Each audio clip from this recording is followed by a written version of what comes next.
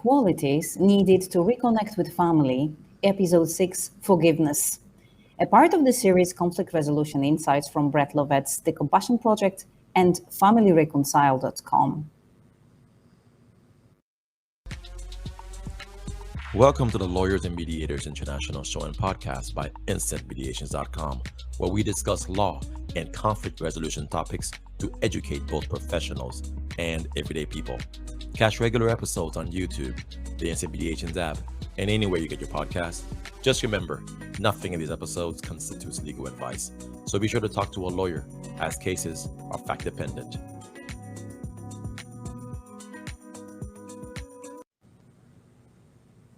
Hello and welcome. My name is Natalia Łowska-Czajka. I am an advocate, a mediator and arbitrator from Warsaw, Poland. Hi, this is Mac Pierre-Louis, attorney, mediator, and arbitrator working throughout Texas and Florida. And I'm Brett Lovett, founder of FamilyReconcile.com. So forgiveness, guys, is what we're talking about today, episode 6 in this series that we've been talking about. As we go back and we think about, the last several weeks here, we've covered, deference and gratitude, humility, vulnerability, apology, and now today we're going to deal with forgiveness. So we're not just randomly picking these qualities as we've talked about before. Each one of these leads in to the other. And I was thinking about this. This is really, we need to understand all of these qualities in order to understand each individual quality better, rather than the other way around. And so, with that in mind, again, it's not random. This is a specific discussion of qualities that relate to one another and to relationships, because that's what this program's all about. And I think that's what we need to reemphasize and can't reemphasize too much, is that this is about relationships. Relationships within the family, yes, but relationships with others as well too. As we get into forgiveness here, if I can just offer the definition. The definition, there's, as with other qualities, there's many definitions. Here's one that I liked because it was kind of shorter, but it says to overlook offense. So forgiveness is to overlook offense. What does that mean? Maybe we can start with what it doesn't mean. It doesn't mean that doing this means that we're condoning what has happened. It doesn't mean that forgiving is somehow forgetting. And while we're on that subject, I don't even know if that's possible to forget. It doesn't mean,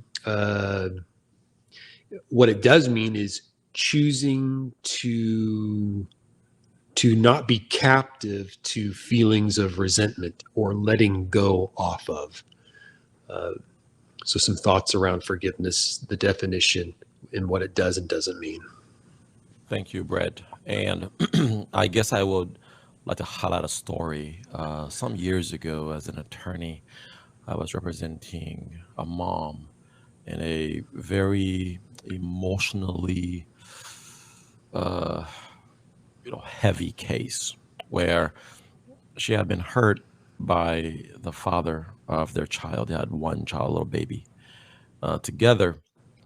And we're going through the courts process, trying to establish some kind of court order, involving custody, the typical custody, child support, visitation, possession, stuff like that. And I remember after a certain number of meetings with her, just bringing up the question on whether or not she hated the father of her child. And she said yes, very emphatically, that she hates him. And I remember just being taken back by, I guess, the tone or the way it was said, and that I believed her. I mean, the way she said it, you could tell that this was deep and it was coming from the heart. And there had been no physical abuse in this kind of case, but the issues from which the hatred stemmed were palpable enough to her they mattered and they're important to her. And she, I guess, felt justified to feel as she did. You know, going back to that story kind of reminds me of just how hard it is to forgive. Like all the other qualities you've been talking about, sometimes we see that they're good virtues that we applaud when we see them in other people. But then when it comes to us actually practicing it, it's near impossible to do it. And so, just some thoughts on that, Brett, on the difficulties of forgiveness and why it's so important as in terms of families and dealing with reconnecting with families. It's difficult, I think, because of misconception. I think we have misconceptions about what forgiveness is. And because of those misconceptions, it's difficult to forgive. What do we mean by that? I think people think if they're forgiving, they're letting somebody get away with something. I think people think if they're forgiving, they're losing their right or their need to be acknowledged. So why is forgiving difficult? Because of those reasons and many more. Which is why we consider the definitions, to begin with in our series here on these qualities, because forgiveness is not a weak quality. We're not being weak if we're expressing forgiveness, if we're pursuing forgiveness. It is a quality of strength that we give to ourselves. So one of the things I think we can do to begin with here, if we can change our perception, if it needs to be changed, is that forgiveness isn't necessarily something we do for somebody else. It isn't primarily for the other person. And maybe that's something we need to consider. Forgiveness is something we primarily do for ourselves.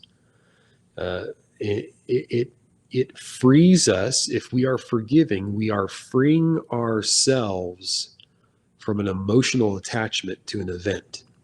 It frees us from a life of spite and anger. Forgiveness allows us to continue to live with other people. Forgiveness allows us to live in the present and not in the past. Forgiveness allows us to move forward and not be stuck. And I'll just add one additional thought to that. We generally think of forgiveness in an external sense, and applying it to somebody else. We cannot truly forgive in the sense that we're talking about if we are not forgiving with ourselves first. Thank you for that. And tell us, is it then forgiveness an active action? Is it a state of mind, or is it a quality in person? So the verdict is the verdict is still out on that. I mean, there's a lot of research that's been done on forgiveness, especially lately. And like you said, is it a state? Is it a quality? Is it an action? I guess we don't know that yet, or that hasn't been settled. But what I can tell you it is always a choice. Forgiveness is always a choice. So we can choose to let go off of something for our own benefit. And if we talk to what research has already shown as to the health benefits, Lauren Toussaint, who is a researcher out of I think it's out of Luther College is what it is. So she did a study, and she interestingly found this. She said in the study, those that were involved in forgiveness, inclined towards forgiveness, or practiced forgiveness, she said just that quality in of itself reduced stress and mental illness in of itself. So in a sense, what she was saying is that without forgiveness, we have no buffer against stress. So it's just like a waves, a storm of waves just battering against us with no protective wall there. So forgiveness allows us that buffer and protects us against stress, which contributes directly to our mental health in of itself alone.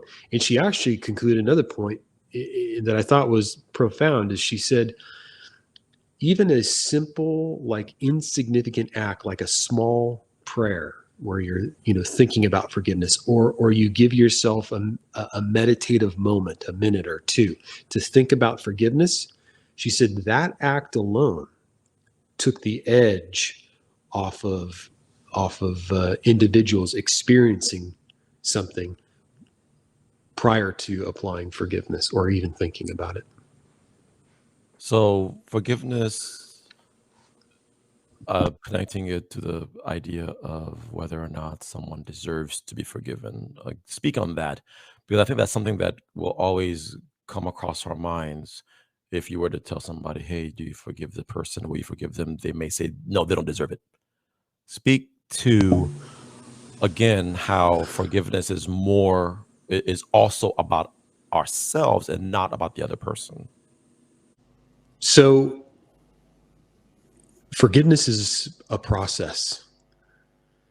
It is humanizing those who have led us to feel dehumanized, in a sense.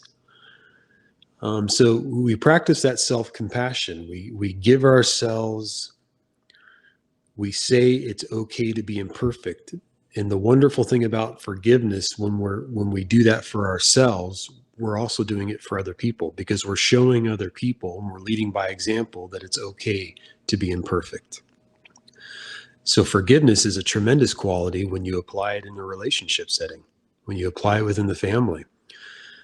Parents or a parent or whoever guardians, we want to teach our children, we want to teach others about forgiveness, why it's important, but then we also want to show them how to do it, how to forgive. We have to show them that we're forgiving, with ourselves. It's okay not to be, perfect or reach a standard that's unrealistic. So forgiveness and understanding it really centers around us first. It's what we do for ourselves, detaching from things, detaching emotions from events that can keep us stuck in the past, and giving ourselves a way forward. And when we give ourselves a way forward, well, guess what? We're giving others a way forward as well, too. Thank you so much. Can you then tell us, because we've been talking a lot about the transformational relationships rather than transactional relationships. And I do believe that forgiveness also comes into play when we are talking about transitional relationships, because this is something that is not being done in exchange for anything. This is a quality that you are offering someone just out of yourself. It's a gift. It's a gift to others and to yourself. How do you believe it can transform the life of someone who is forgiving? How can it transform the life of someone who is being forgiven? How can it apply to families and other relationships we are having in life? Yeah, it is it's really deep. I mean, forgiveness, when you're talking about the transformational ability of a quality like forgiveness, again, it starts with us, and then it moves out to those that we apply it to. I would say there's no limit. There's no limit to the potential for transformation in a relationship where forgiveness is being shown or extended, as opposed to a situation where it's not being extended. And you can apply that in the family. You can apply it in a formal setting, a formal mediation between family. Having it there as opposed to not having it there, having it in play as opposed to not having it in play is transformational. Or will cause the event not to be transformational. illustrate it this way. It's like telling somebody to move their hand away from a hot stove. The burner is still hot, but you're moving away from that hot stove to a place of safety. So it's not forgiveness is not unlike that. It's removing yourself from that, from that potential for danger. Unforgiveness, on the other hand, is like it's like holding on to a burning hot coal because you're getting ready to throw it at another person. Well, what have you done? You have burned yourself worse preparing to do that than you will ever do to the other person.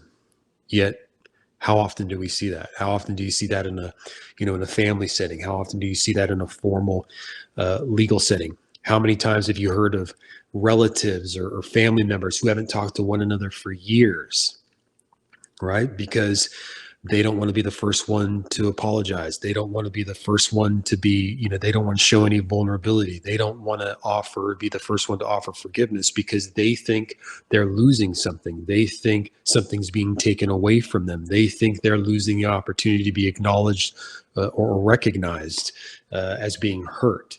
But it's not any of that. It has to do with us first. So one of the things that I think about in terms of forgiveness is just like the prior couple episodes is the reaction that it will cause, because there's benefits in the reaction that might be induced in someone when you go to them and you tell them that you forgive them. Okay, having forgiveness toward that person. I would like to think that if you go to someone who has harmed you and you tell them that you are hurt and that you forgive them, I would like to think that that then would cause or create a reaction in the person to want to give some kind of, of a good feeling back. I would hate to think that if you extend that kind of olive branch of forgiveness, that it might still cause the person to be, angry and to not show any kind of compassion. So just from my life experiences, I think that forgiveness will induce the right behavior in people.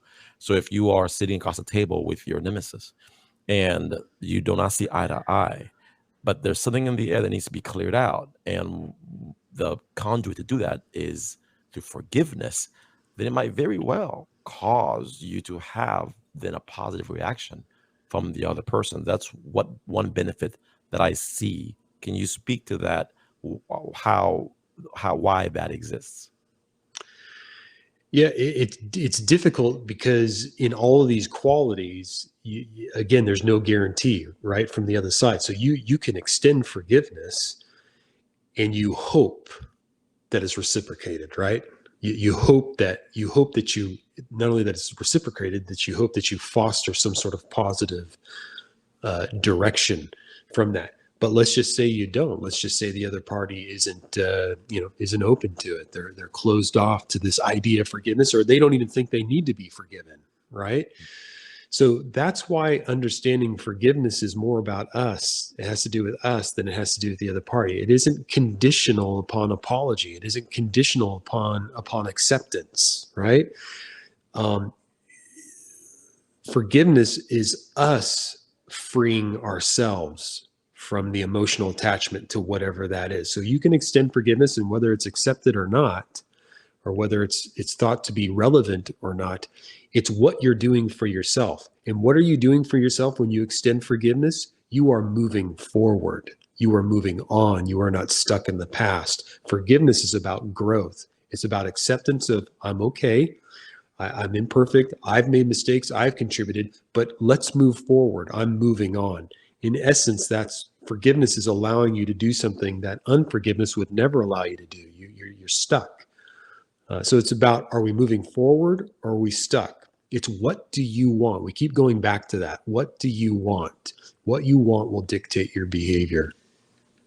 Yeah, if I could add one more thing, as you speak, I'm thinking that, like vulnerability, doing an analogy in my head, vulnerability, you may not want to be vulnerable because you feel that you're going to expose yourself to some kind of harm.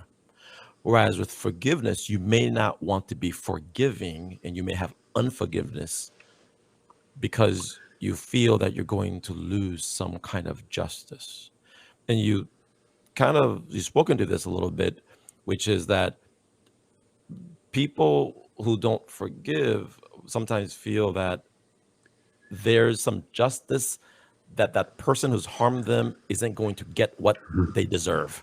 Yep. And at the same time, you start feeling like you are not going to be justified. You're not going to be able to get the justice due you. And I think this is one root as to why people don't want to forgive, because I believe that we're all created in the image of God. And so this drive for justice is deeply embedded in the human heart.